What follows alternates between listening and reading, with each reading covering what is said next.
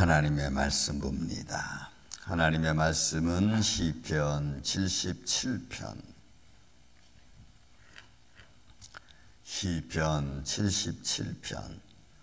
1절에서 3절에 있는 말씀을 우리 같이 말씀을 봉독하겠습니다. 내가 내 음성으로 하나님께 부르짖으니 내 음성으로 하나님께 부르짖으면 내게 귀를 기울이시리로다.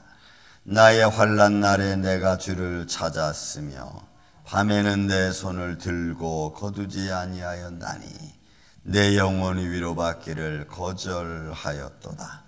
내가 하나님을 기억하고 불안하여 근심하니 내 심령이 상하도다. 아멘. 여러분, 이 시편 77편은 아주 좀 난해하고 또 이 지금 시를 짓고 있는 이도 역시 아삽이죠. 찬양대를 이끌고 또 그 찬양 가운데 하나님의 은혜를 드리는 그런 모습으로 되어 있는 이 아삽의 시인데, 오늘 이 말씀 77편의 시는 아주 너무 괴로워하는 심정이 담겨져 있는 시가 아닐 수 없습니다. 자, 한번 우리 3절까지 말씀을 좀 보겠습니다. 내가 내 음성으로 하나님께 부르짖으리니, 이 한 줄에 사실은 뜻이 다 담겨 있습니다. 내가 내 음성으로, call이라고 하는 것은 내 목소리로 하나님께 부르짖는 거, 도와달라고 막 큰 소리로 외치는 거. 그러니까 지금 이 아삽이 상황이 어떤지, 이게 지금 아수르가 멸망하는 가운데서 아니면 바벨론 포로를 통해서 남유다가 멸망하는 가운데서, 어쨌든 지금 이 아삽은 민족적이든 개인적이든 너무너무 힘들어서 하나님께 막 통곡하는 마음으로 부르짖는 거예요. 내가 내 목소리로 막 복노와 부르짖는 거예요. 여러분들이 뭐 촤 하면서. 그랬더니 내 음성으로, 콜이도 똑같은 말이죠. 내 음성으로 하나님께 부르짖으면이라는 말은 그냥 번역을 그렇게 해놓은 겁니다. 하나님에 대하여, 하나님 옆에서, 이런 의미입니다. 그러니까 내가 어떻게 하나님 옆에서 내 음성으로 막 부르짖는 거예요. 그러니까 하나님이 앞에 계시면 그 앞에 내가 엎드려서 막 부르짖는 거예요. 그랬더니 내게 귀를 기울이셨다는 것은 내 소리를 들으셨다 이거예요. 내 소리를 들으셨다.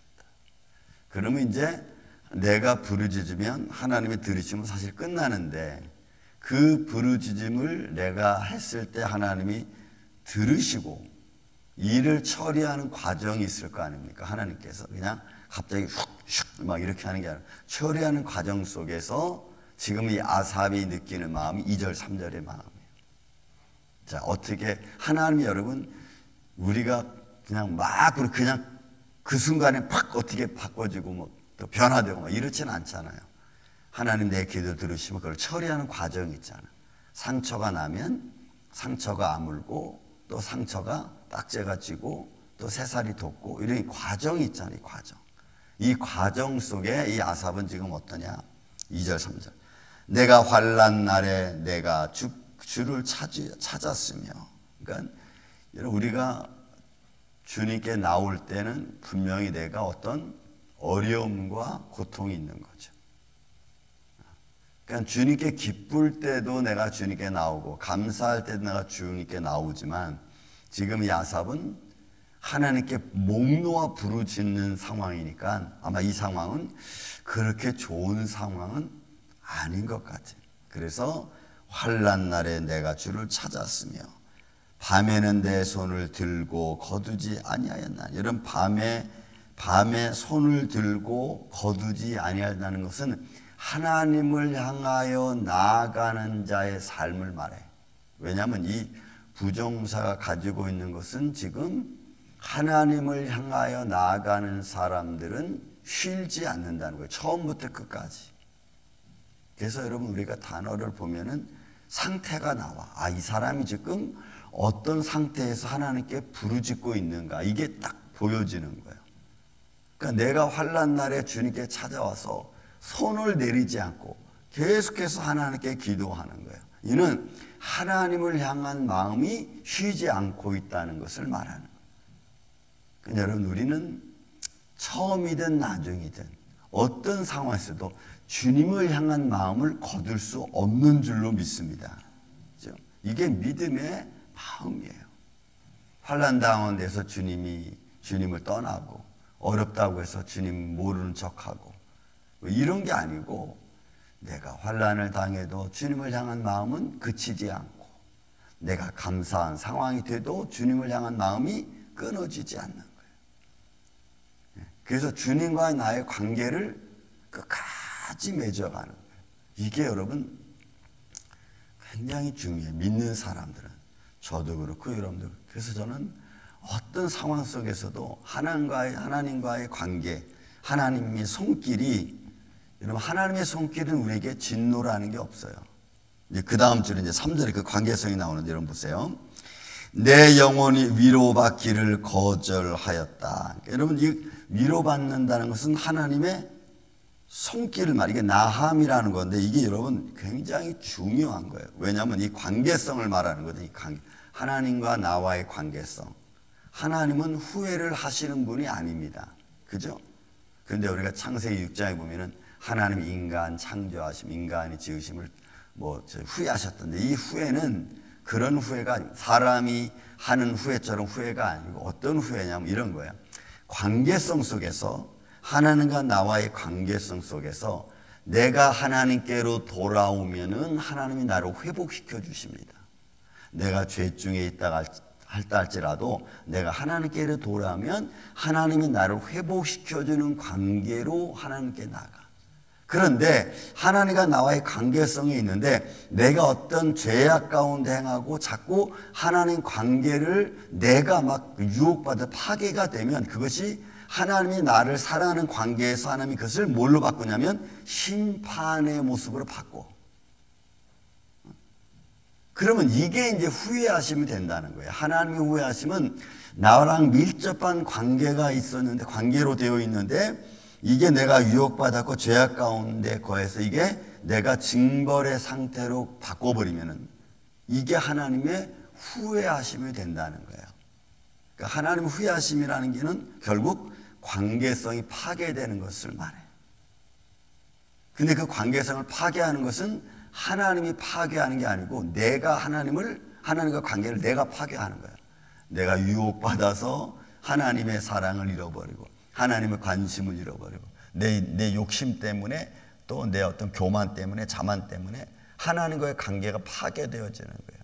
그러면 이게 심판의 방법으로 갖겨지니까 이게 하나님의 후회하심이라는 거예요. 하나님은 그렇게 하고 싶지 않은데, 그게 여러분 하나님 말씀이 있잖아요. 우리가 법이라는 게 있잖아요. 법. 내가 법을 예를 들어서 어기면 법이 나를 심판하잖아. 내가 티켓값을 내야 되잖아. 법이 그렇다고 해서 후회하는 겁니까? 법은 후회하는 법이 없어. 법은 정해져 있고 그대로예요. 내가 잘못해서 법에 걸리는 거지. 이런 거와 똑같은 거예요. 하나님은 공의와 사랑과 진실이라고.